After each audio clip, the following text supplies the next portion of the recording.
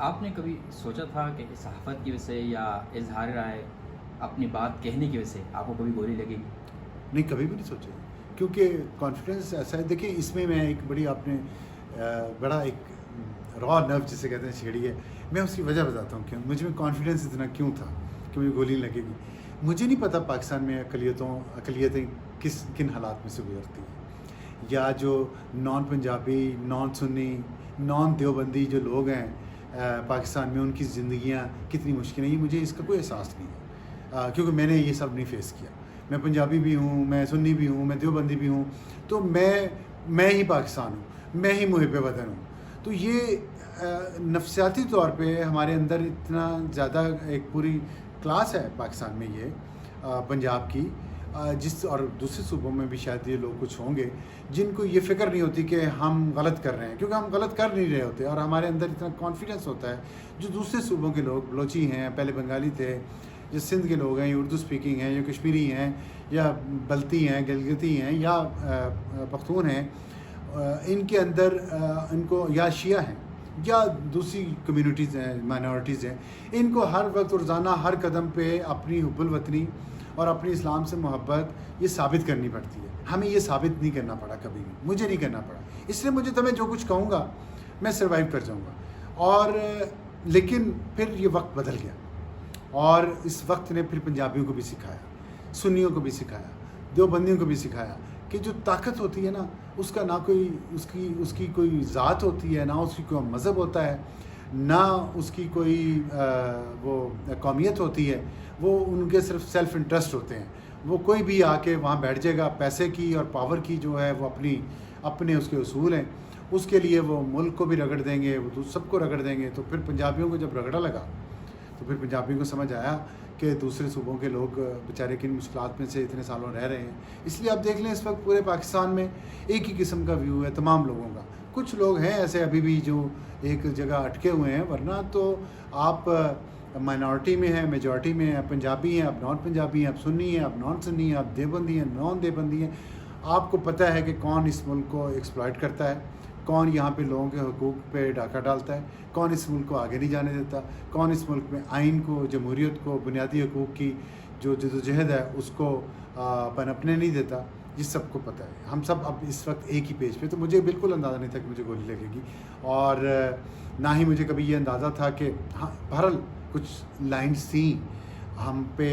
Editorial control تو ہوتا تھا. جن اداروں میں نے کام کیا ہے، یہ بڑے ادارے ہیں پاکستان کے، اور اس میں بڑا پیشہ ورانہ طریقے سے کام ہوتا ہے. ایسے نہیں ہے کہ آپ نے کیمرے کے آگے مائک پکڑا، جو منہ میں آیا، دماغ میں آیا بول دیا. دماغ میں تو خیر آتے ہی ہیں، جو زبان پہ آتا ہے وہ بول دیتے ہیں. ایسا نہیں تھا پہلے. ہمیں ایک ایک لفظ کی حرمت کا خیال تھا، اور اس کے لیے ہم اپنا پورا زور لگاتے تھے فیکٹ کو چیک کرنے کے لیے. اب تو فیکٹ چیکنگ کوئی نہیں ہے، فیک نیوز چلتی ہے، بکتی ہے. 2 گھنٹے بعد آپ نیا تجزیہ دے رہے ہوتے ہیں کہ وہ پچھلی بتاتے بھی نہیں پچھلی غلط تھی. بھئی یہ اس وقت نہیں تھا. اور لیکن اس کے بعد بھی ابھی بھی دیکھ لیں، آپ کو نظر آئے گا کہ ایک کلاس ابھی ہے جو ٹریڈیشنل پرو ڈیموکریسی ہیں، پرو کانسٹیٹیوشن ہے. اب وہ اپنی بات کریں گے، احتیاط سے کریں گے. وہ پھر بھی کسی کو گالی نکال کے بات نہیں کریں گے، کسی کی تضحیق کر کے بات نہیں کریں گے. سٹائر ہونا اور چیز ہے، لیکن ویسے نہیں کریں گے. لیکن یہ جو بھی ایک نئے جو انقلابی بنے ہیں، ان کو نہ پہلے کسی کی عزت تمیز کا خیال تھا، نہ اب ہے. جس سے میں سمجھتا ہوں کہ جو کلیکٹیو کاز ہے آئین کا، جمہوریت کا، برابری کا، اس پہ ضرب لگ رہی ہے. اور ان کا مقصد نئے انقلابیوں کا صرف یہ ہے کہ بھئی ہم سانو نوٹ بخا ساڈا موڈ بنے کہ ہماری تو توجہ کریں، ہمیں آپ گود لیں، ہمیں گود سے کیوں اتارا ہے. یہ نہیں ہونا چاہیے. سیاستدانوں کو، سیاسی جماعتوں کو، میڈیا کو، جوڈیشری کو اپنے اون پہ، اپنی طاقت پہ، اپنی ٹانگوں پہ کھڑا ہونا چاہیے، اور آئین کے مطابق چلنا چاہیے. تو میرا خیال ہے پھر کسی کو بھی یہ ڈر نہیں رہے گا کہ یہاں پہ اس ملک میں کتنی انسیکیورٹی ہے لوگوں کے لیے جن کے پاس اسلحہ نہیں ہے. پولیس کے مطابق آپ پہ جو حملہ آور لوگ تھے جن نے آپ کو قتل کرنے کی کوشش کی، وہ پکڑے گئے. آپ کس حد تک مطمئن ہیں، اور کیا آپ کو لگتا ہے یہ وہی لوگ ہیں، اور کیا آپ کو اس بارے میں کوئی شک ہے کہ اس کے پیچھے کون ہو سکتا ہے؟ دیکھیں مجھے یقین ہے، اور یہ میرا اکیلے کا یقین نہیں ہے. اور بھی لوگ اس میں وہ بھی ملے ہیں. ان لوگوں کو، ان کو انٹرویوز کیے گئے ہیں مختلف طریقے سے. ڈی بریفنگ ہوئی ہے، پھر انہوں نے جو باتیں کی ان کی اسٹیٹمنٹس کو ٹیلی کیا گیا ہے دوسری انفارمیشن سے جو پولیس کے پاس پہلے تھی، جیو فینسنگ کی جو انفارمیشن تھی، جو ڈیجیٹل فٹ پرنٹ ہے، جو کال ڈیٹا ریکارڈنگ ہے، پھر اس کے بعد لوکیشنز ان کی ہیں، پھر جو گاڑی استعمال ہوئی ہے اس میں وہ یہ ساری چیزیں کورابوریٹ جو کی ہیں پولیس نے انویسٹیگیشن کے دوران، اس سے مجھے کوئی شک نہیں ہے کہ یہ لوگ اس میں انوالو ہیں، اور میں نے شناخت بھی کیا اس بندے کو جس نے مجھ پہ گولی چلائی تھی. لیکن یہ بات یہاں ختم نہیں ہوتی، یہ بات آگے تک جائے گی، جانی بھی چاہیے.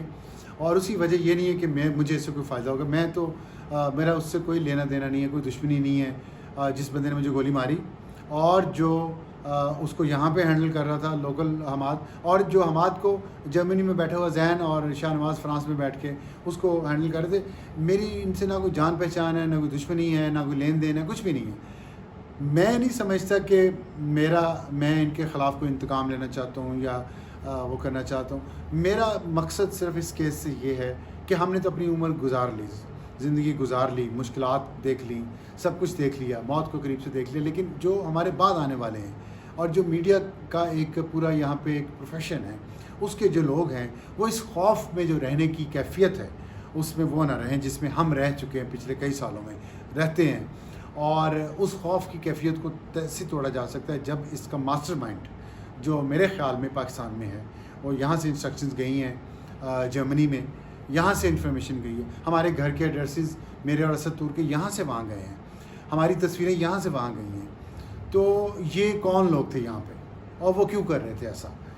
کیا ان کو پرابلم تھے ہم سے؟ یہ چیز ہے. ہم اس پہ میرا یہ مقصد ہے صرف کہ وہ نیٹ ورک ایکسپوز ہو، اور وہ نیٹ ورک اس حد تک ایکسپوز ہو کہ آئندہ جو صحافی ہیں اور یا کوئی بھی پاکستان کے شہری جو سچ بولنا چاہتا ہے، جو حق کی بات کرنا چاہتا ہے، اس کو اس طرح مجرمانہ طریقے سے نہ اس کو اغوا کیا جائے جیسے مطیع اللہ جان کو کیا گیا تھا، نہ اس پہ تشدد کیا جائے جیسے عمر چیمہ پہ کیا گیا تھا، نہ اس پہ حملہ کیا جائے جیسے اسد طور پہ کیا گیا تھا. اور بہت سارے کیسز ہیں، اعزاز سید ہے، احمد نورانی ہے، مطلب لمبی لسٹ ہے ایک. اور جھوٹے کیسز ہم پہ بنے، بغاوت کے، اس کے غداری کے. اب غداری کا کیس جو ہے مجھ پہ اگر بنائے کوئی تو میرا تو خون بہت کھولتا ہے اس بات پہ، اور میں تو ایسے لوگوں کو شاید معاف نہ کروں، اور وہ بڑے طاقتور لوگ ہیں جو مجھ پہ غداری کے کیسز بنوائے. فواد چودھری کے حلقے میں وہاں پہ مجھ پہ غداری کا مقدمہ قائم کیا گیا اس لیے کہ میں کچھ سوالات اٹھا رہا تھا، کچھ جرنیلوں کی کرپشن کے بارے میں سوالات اٹھا رہا تھا. یہ کوئی گالی تو نہیں ہے، یہ کوئی غیر قانونی کام تو نہیں، یہ جرم تو نہیں ہے. میرا ملک ہے، میں ٹیکس دیتا ہوں، ان ٹیکسز سے آپ لوگ جو سرکاری ملازم ہیں سارے، ان کے سارے اللہ تللے میرے ٹیکسز سے چلتے ہیں. میرا حق ہے کہ میں پوچھوں کہ میرا ٹیکس آپ کیسے خرچ کر رہے ہیں. بھائی آپ کی جسم پہ کپڑے تک جو ہیں وہ ہمارے ٹیکسز سے آتے ہیں، آپ کے بچوں کی جو بیرون ملک تعلیم تک ہمارے ٹیکسز سے ہوتی ہے. تو کیا ہم آپ کے ملازم ہیں یا آپ ہمارے ملازم ہیں؟ یہ بڑا اہم سوال ہے اور اس کو میں پوچھتا رہوں گا. اس کیس کے حوالے سے میرا صرف یہ کہ ایسے سوالات جو پوچھیں ان پہ ان کے خلاف ٹیررزم استعمال نہ ہو. تو میری پوری کوشش ہے کہ میں اس ماسٹر مائنڈ تک پہنچوں، اور مجھے بہت سپورٹ ہے میڈیا کے لوگوں کی اور دوسرے لوگوں کی، سوسائٹی کے لوگوں کی. سب لوگ یہ چاہتے ہیں کہ ایسے مجرمانہ ذہنیت کے لوگ جہاں بھی ہیں وہ اس ملک کے انٹرسٹ کو نقصان پہنچاتے ہیں. اب دیکھیں نا، یہ انٹرنیشنل ایک گینگ ہے، اس سے پاکستان کا کیا امیج بنا ہے اس دنیا میں؟ ان لوگوں کے پاکستانیوں نے کیا امیج بنایا کہ وہاں بیٹھ کے وہ آرڈر کریں فلانے کو مار دو، فلانے پہ حملہ کر دو. تو پہلے ہی فیٹ ایف میں ہم پھنسے ہوئے ہیں، اوپر سے یہ اس طرح کے آرڈرز کیے جا رہے ہیں. تو یہ ملک کے مفاد کے خلاف کام ہو رہا ہے، اس پہ ہمیں روکنا ہے. ہماری محبت ہے اس ملک سے، ہم وہاں جا کے اسائلم کے لیے اپلائی. یہ شاہ نواز جو فرانس میں ہے، یہ 3 ملکوں میں بگاڑا ہے. یہ پہلے کسی اور ملک میں یورپین میں تھا، وہاں جھوٹا اس نے ایک پرمٹ بنوایا، وہاں سے اٹلی چلا گیا، اٹلی میں اس نے اپلائی کیا ہوا ہے اسائلم کے لیے. اب پھر فرانس چلا گیا، وہاں بھی اسائلم کے لیے اپلائی کیا ہوا ہے. تو دیکھیں نا، یہ اس طرح کے لوگ بیٹھ کے وہاں پاکستانیوں پہ حملے کروائیں. میرا تو اس جرمنی، فرانس اور اٹلی والوں سے بھی یہ پوچھنا ہے کہ پاکستان کو آپ اکیوز کرتے ہیں کہ جی آپ کے ہاں سے دہشت گردی ہوتی ہے، آپ کے یہاں دہشت گردوں کو پناہ دی جاتی ہے. تو یہ میڈیا پہ جو اٹیک ہو رہا ہے، فریڈم، وہ پریڈیٹرز آف پریس فریڈم جو وہاں بیٹھے ہوئے ہیں، ان کو آپ کے سوسائٹی کو پروٹیکٹ کر رہی ہے. آپ ہمارے کردار پہ انگلی اٹھاتے ہیں، آپ کے اندر خود یہ کچھ ہو رہا ہے. اور دوسرا، میں پاکستان کی ٹی وی چینل سے بھی یہ بات کروں گا کہ یہ اتنا بڑا بریک تھرو ہے کہ پہلی دفعہ جرنلسٹوں پہ اٹیک کے کوئی لوگ پکڑے گئے، نہ صرف اٹیکرز پکڑے گئے ہیں بلکہ ایک نیٹ ورک پکڑا گیا، انٹرنیشنل نیٹ ورک پکڑا گیا. یہ بہت بڑی بات ہے، لیکن اس پہ اتنا فوکس نہیں ہو رہا. تو کیا میڈیا کو اپنے آپ سے محبت نہیں ہے؟ میڈیا کے لوگوں کو اب کس چیز کا ڈر ہے اس وقت؟ کیا ڈر ہے تو بتائیں. اور میں نے تو کسی کا نام نہیں لیا، میں نے تو کسی پہ انگلی نہیں اٹھائی جب تک کہ میرے پاس پکا ثبوت نہ آئے. میں نے ابھی بھی نہیں کہہ رہا میں جہاں تک ثبوت ہے وہیں اسی کا نام لے رہا ہوں. اس سے آگے تو میں نے نام نہیں لیا جب تک میرے پاس ایکشنیبل انٹیلیجنس نہیں آتی. تو پاکستان کی ٹی وی چینلز یا میڈیا اس پہ فوکس کیوں نہیں کر رہا؟ میری لڑائی نہیں ہے بھائی، میں تو زندگی گزار چکا، میں خوش ہوں. مجھے اب مائک پکڑ کے اب پروگرام نہیں کرنے، لیکن اور لوگوں نے تو کرنے ہیں، میرے بعد والے والوں نے تو کرنے ہیں. ان کے لیے کوئی اچھا ماحول بنائیں، ان کے لیے کوئی ایسا اس کیس کے ذریعے یہ دو صحافیوں پہ جو یہ دو صحافیوں کا ہے اور بھی لوگوں کے اوپر یہ دیکھیے کہ نیٹ ورک کہیں نہ کہیں کنیکٹڈ ہوگا. تو یہ ایک جو آرگنائز طریقے سے یہ کرائم ہو رہا تھا جرنلسٹوں کے خلاف، وہ نیٹ ورک انرتھ ہوا ہے. It's a big news. یہ میرا نہیں ہے، میرے مفاد میں نہیں ہے، پاکستانی میڈیا کے مفاد میں ہے کہ اس کو وہ ہائی لائٹ کریں اور پریشر ڈالیں حکومت پہ اور انٹیلیجنس ایجنسیوں پہ اور پولیس پہ اور پاکستان کے عدالتی نظام پہ. کیونکہ اس وقت پاکستان کا جو عدلیہ کا نظام ہے وہ مسلسل ضمانتیں دیے جا رہا ہے ان مجرموں کو. تو اتنی جلدی کیا ہے ہم پہ؟ ہمیں تو 13 مہینے 14 مہینے بعد وہ بندے پکڑے گئے ہیں، تو اب ضمانتیں 13 دن بعد بھی ہو رہی ہیں ان کی، 13 مہینے تو نہ ہوں ضمانتیں.